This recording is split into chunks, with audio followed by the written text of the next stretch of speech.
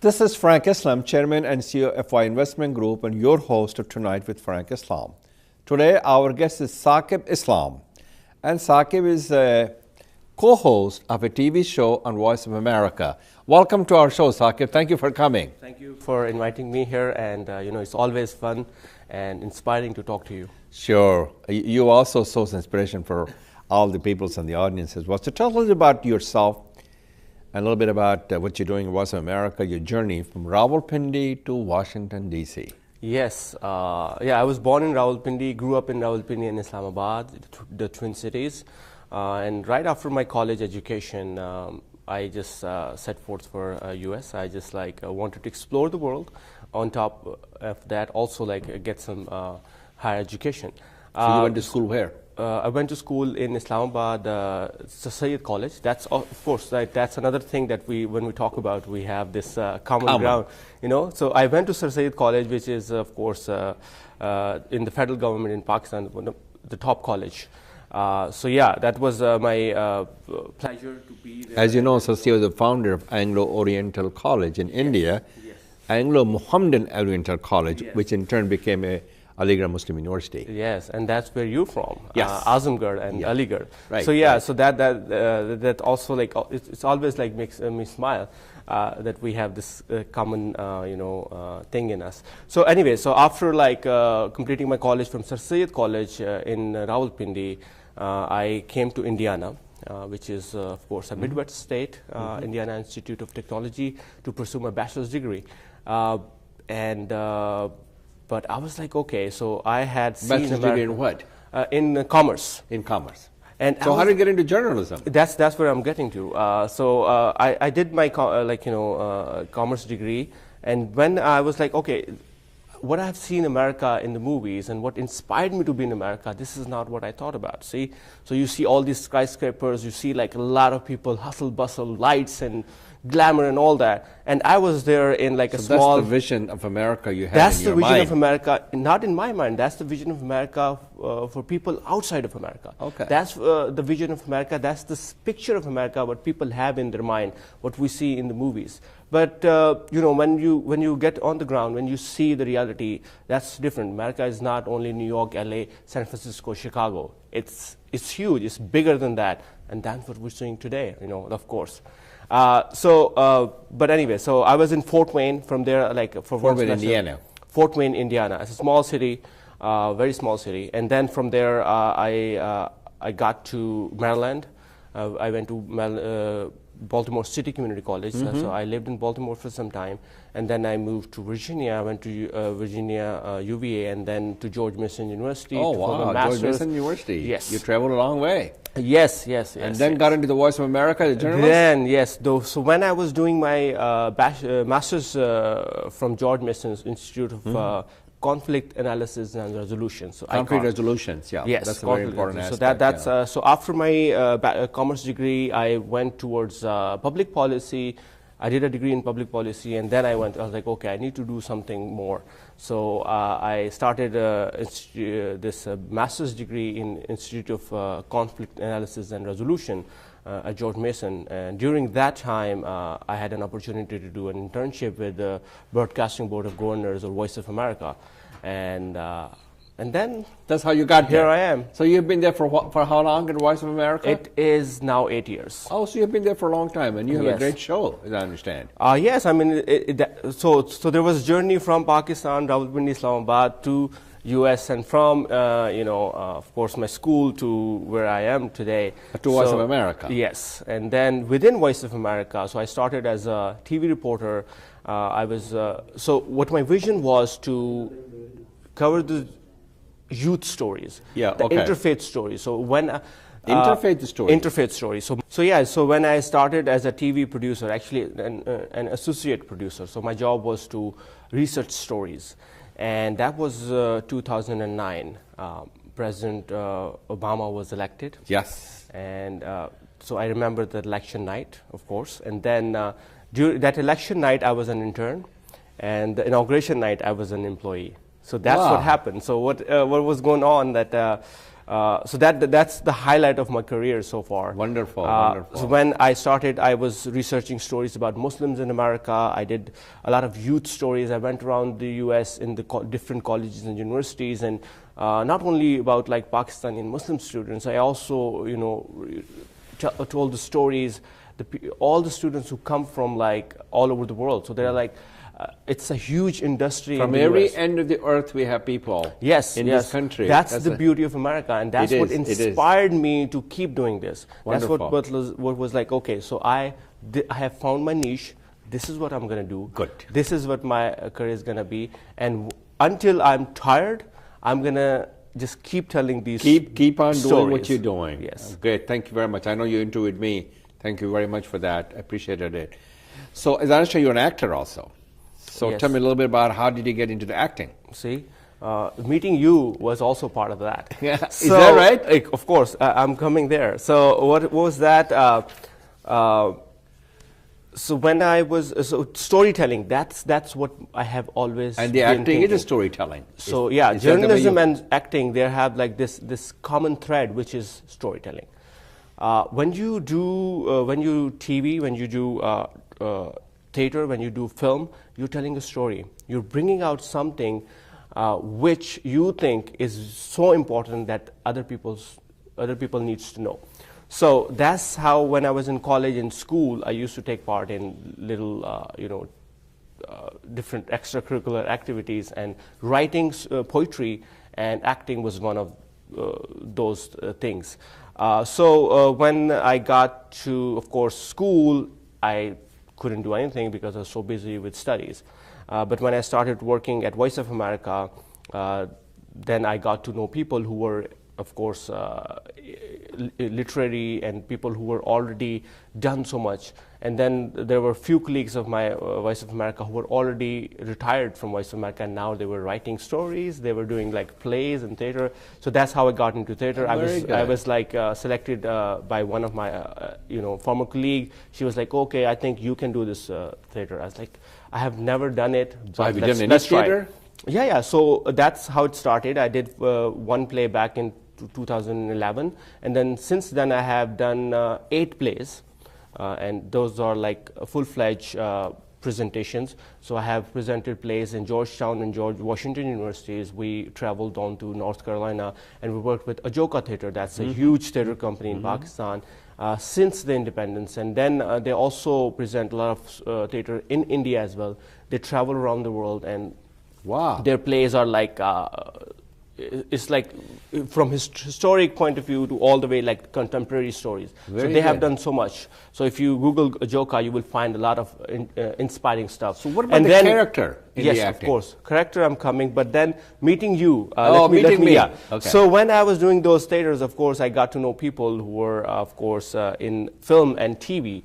So that's how I got into a group, DC Storytellers. Okay. So that Storytellers invited me to this DC South Asian Film Festival. Correct. And then I was invited to your house for a dinner for this the South Asian Film Festival a couple of days. That's where I met you. Right. And then we got to know, and then our friendship and our connection grew, and today we are here. We bonded together. Yes. Very well. Well, and not only the last name, but we have so much in common. No question about it.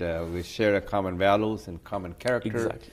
And we represent the conscience of this nation. And you came here to this country as a student as well. Yes, I did. Having Saqib Islam. That is all true. You struggled around. You went to different states. I struggle and sacrifice. Exactly. But America has been very kind to me, and I do embody the American dream. Yes. So hopefully my success story will resonate well with the millions of immigrants as well as people across the globe, and it reaffirms the notion that anything can happen in America and impossible can be made possible.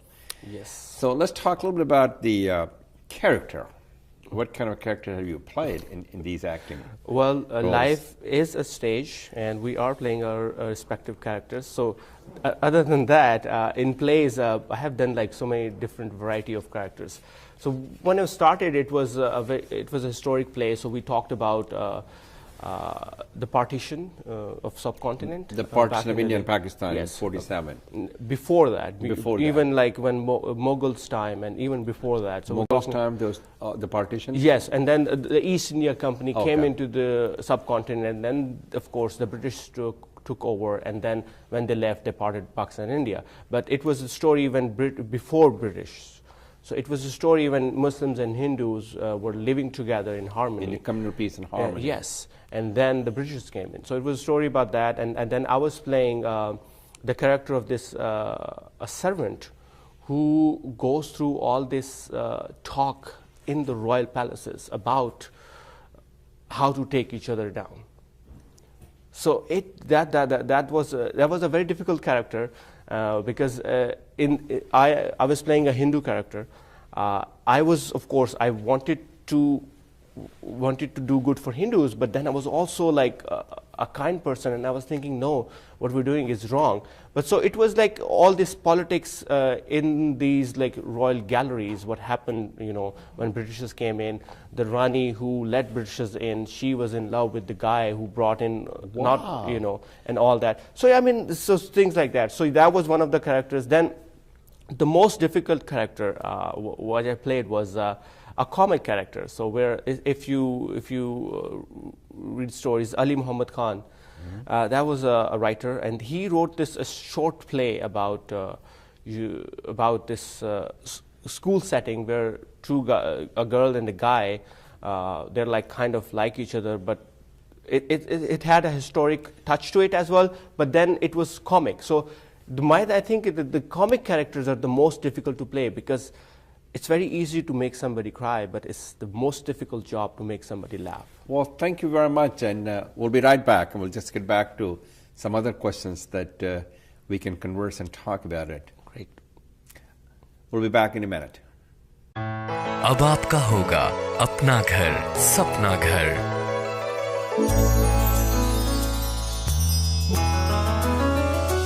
Your dreams can come true. SAI Mortgage is key for you. अपना घर खरीदने और refinance करवाने के लिए SAI Mortgage से राब्ता करें। Don't make a move without SAI. Now we're back with Saqib Islam. So Saqib, you talk a little bit about being a journalist, talk about being acting, talking about your journey from Rawalpindi to Pakistan. Now you're a journalist and you're working at Voice of America, serving our country and your community and our community as well. So what's the typical day like being a digital journalist, and what do you do? That's a very comprehensive answer to it, but of course I could go way with what a journalist does. But my day is very difficult and very different, I would say rather. So the thing is, we broadcast to Pakistan. Mm-hmm. The time difference is 10 hours. About 10 hours, correct. So I wake up at 3 in the morning. Oh my gosh. 3:30. And I have to report at work at 4:30 a.m. 4:30 a.m. in the morning. Yes. So what we do, the first thing we do is we see what's happening around the world, what's happening in the U.S., what happened overnight, and we have to pick the stories that we're going to cover. The top stories. Top stories, the breaking news, or we don't do the breaking news per se, but what we do is we do the most important news of the day. So that's what we do. And then, so we have to put together the stories, we get the pictures and the videos and all that, and then get ready for the studio, which is like 7 in the morning. So that's why we have to get in early so that we can get ready, write, put the script ready, and be in the studio. And you do the writing also? Yes, we write the script, we put together the videos, we edit stuff, and then we have a whole team, of course. We have a producer. And when you're ready to air it, and how long that process takes before you air them? The show is half an hour, so of course it's live show, so live to tape, and it's done in half an hour, but the preparation takes like 3 hours. Yeah. And then once we're done with that, we take a break for a few minutes. We have a cup of coffee or water because we've been talking and just like running around like headless chickens all day. all morning actually.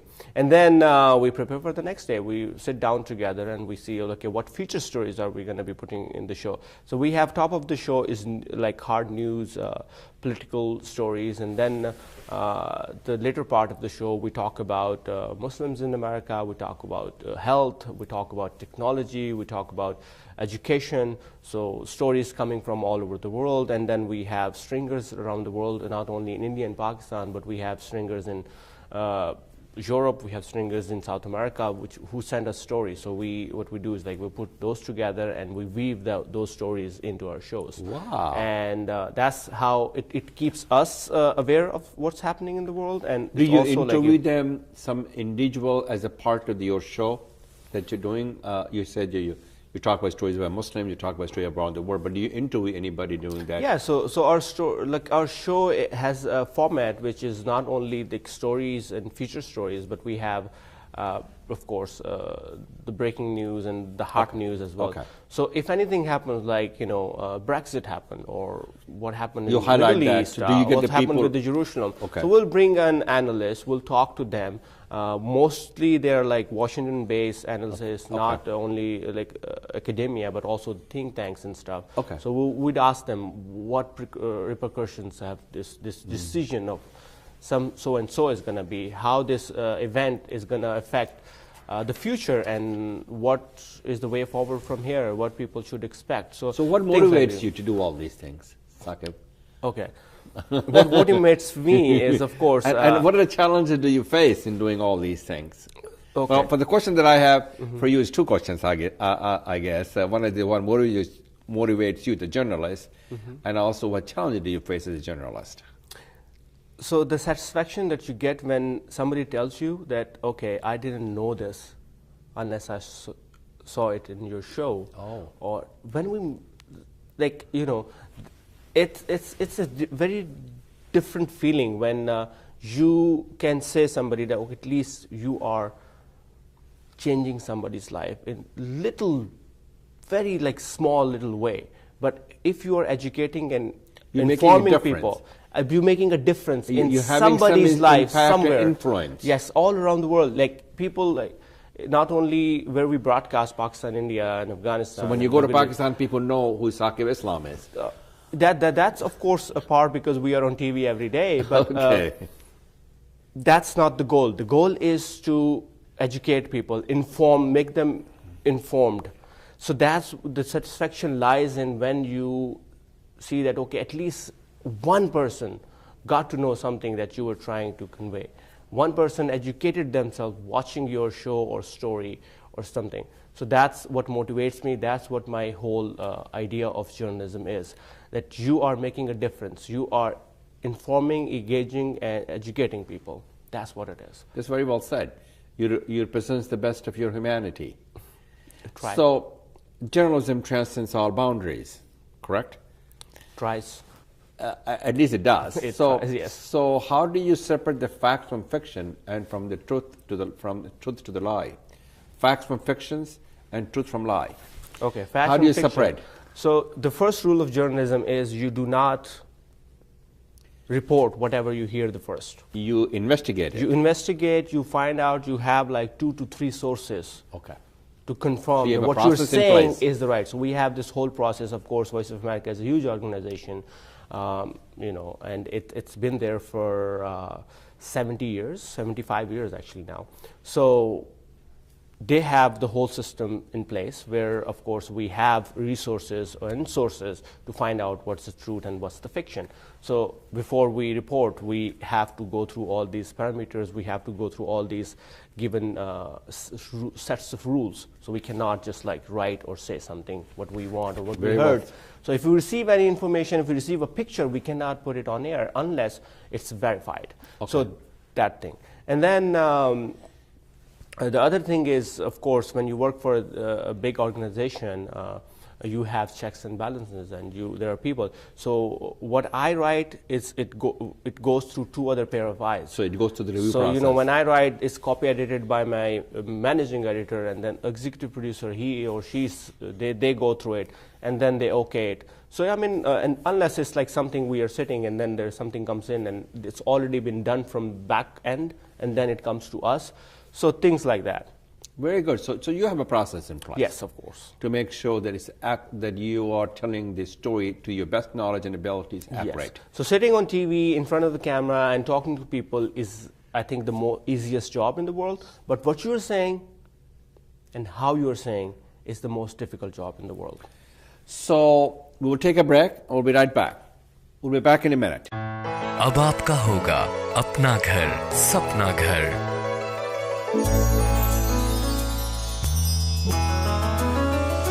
Your dreams can come true. SAI Mortgage is key for you. अपना घर खरीदने और refinance करवाने के लिए SAI mortgage से राब्ता करें। Don't make a move without SCI.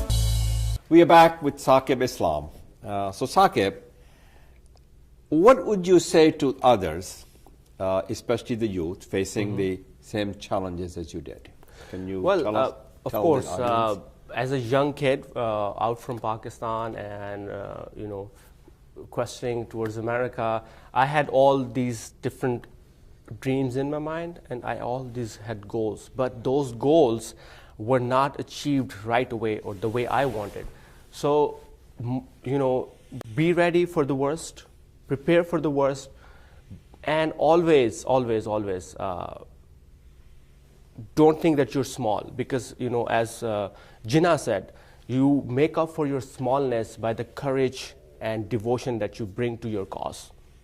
And then at the end of the day, all we are doing is pursuit of happiness, as our founding fathers of America wrote in the Declaration of Independence, that all men are created equal and independent. And that gives them equal right for the preservation of life, liberty, and pursuit of happiness. And that's what we are, that's what we are striving for it. And the best way to do it is like once you are pursuing your happiness, be careful that you are not depriving somebody else of their happiness. Very good.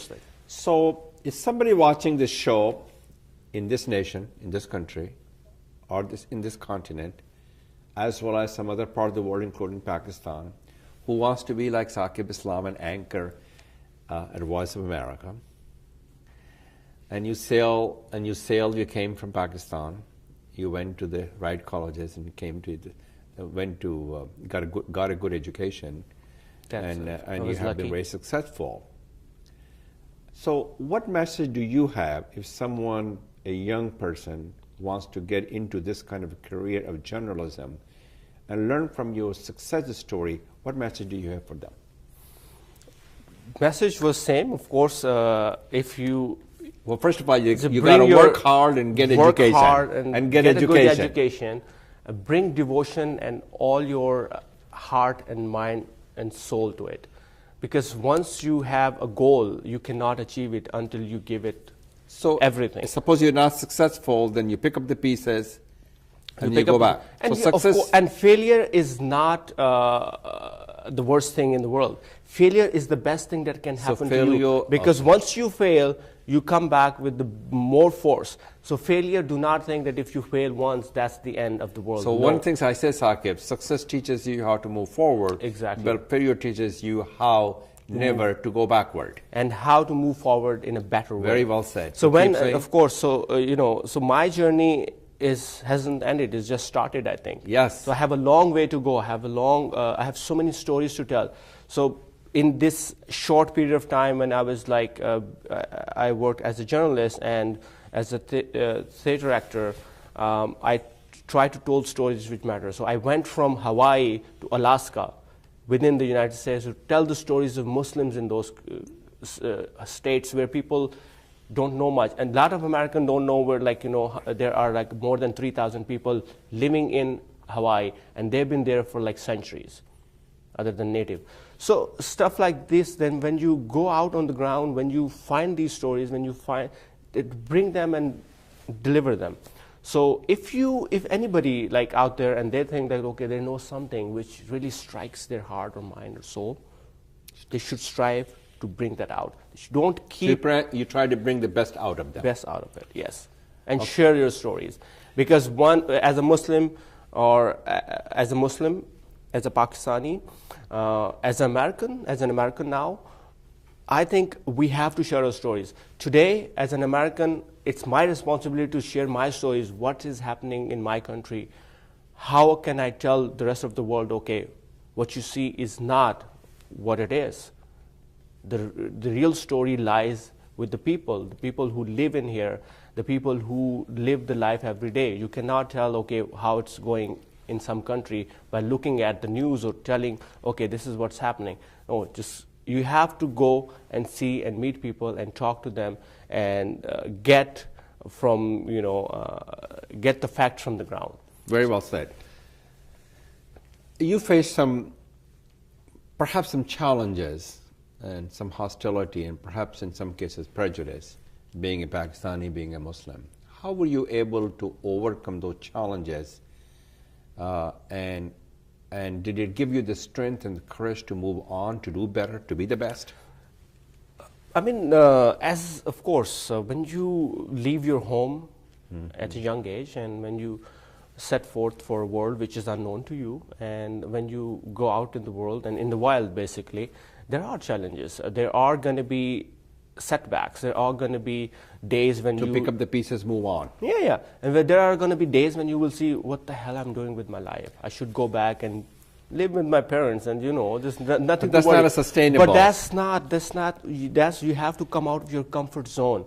That's when venture into the new horizon. Yes.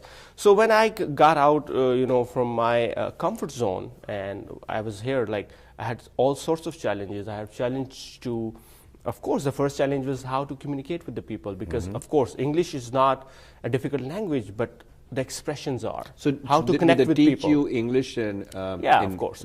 In Pakistan? So I'm saying speaking a language is not difficult, but getting the expressions and connecting with people is.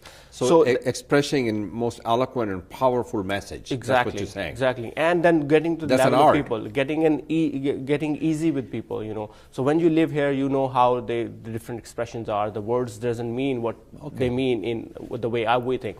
So language was a barrier, the culture was a barrier, but I settled in and I learned every day. I kept myself open for new opportunities and new learnings every day. And here I am. So you learn every day something new? Yes. So what I call myself a storyteller and a student of life. Well, you I'm also learning every day. Be a lifelong learner. Yes. That's what you have to be if you want to go ahead and move forward. You can't just say that I know everything. No. You learn something new every day. Yes. Well, Saqib, thank you very much for coming to our show, and good luck to you. Thank you, Frank, and people who are watching me. Please watch our show, View 360. We present it every day at 7:30 p.m. on Aaj News in Pakistan. And of course, you can watch it on our website, voanews.com and urduvoa.com, everywhere in the world. Thank you very much, Saqib. Thank you. Thank you, Frank. This is Frank Islam wishing you a great week, and thank you for watching.